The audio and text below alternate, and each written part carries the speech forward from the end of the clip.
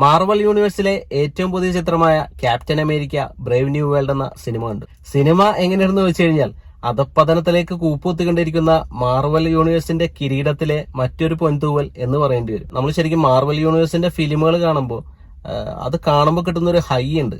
അതിന്റെ സ്ക്രിപ്റ്റിംഗ് ആയാലും സ്റ്റോറി ആയാലും പ്രസന്റേഷൻ ആയാലും ആക്ഷൻ രംഗങ്ങളായാലും എല്ലാം അടിപൊളിയാണ്. നമ്മൾ മാർവൽ യൂണിവേഴ്സിന്റെ ഫാനായത് തന്നെ ഇവരുടെ ഓരോ ഫിലിമും അവർ പ്രസന്റ് ചെയ്ത രീതി വെച്ചിട്ടാണ്.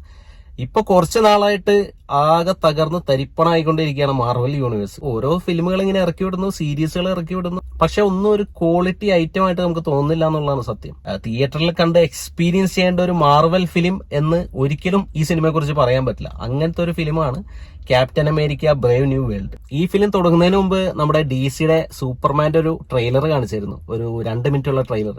സൂപ്പർമാന്റെ ആ 2 മിനിറ്റ് ട്രെയിലർ കണ്ടപ്പോൾ കിട്ടിയ എക്സൈറ്റ്മെന്റ് ഈ സിനിമ മുഴുവൻ കണ്ടിട്ടും കിട്ടിയില്ല എന്നതാണ് സത്യം. IMAX-ലാണ് കണ്ടത്.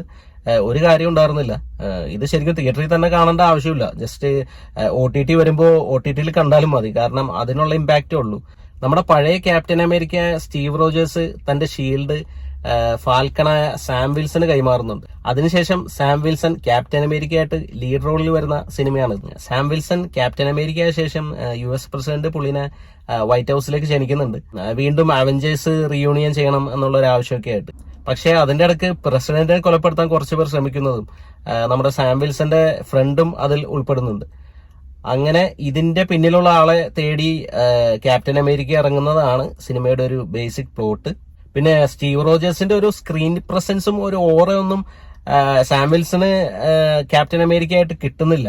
പുള്ളിനെ ശരിക്കും ഒരു ഫാൽക്കൺ ആയിട്ട് തന്നെയാണ് നമ്മൾ ഈ ഫിലിമിൽ കാണുന്നത്.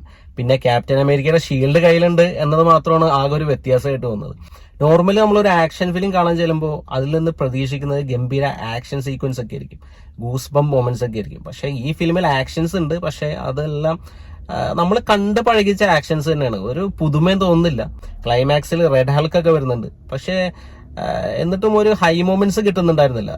ഒരു ഇമ്പാക്റ്റ് ഇല്ല ഫിലിമിന്. മൊത്തത്തിൽ വൻ നിരാശയായിട്ടാണ് ഞാൻ തിരിച്ചിറങ്ങിയത്.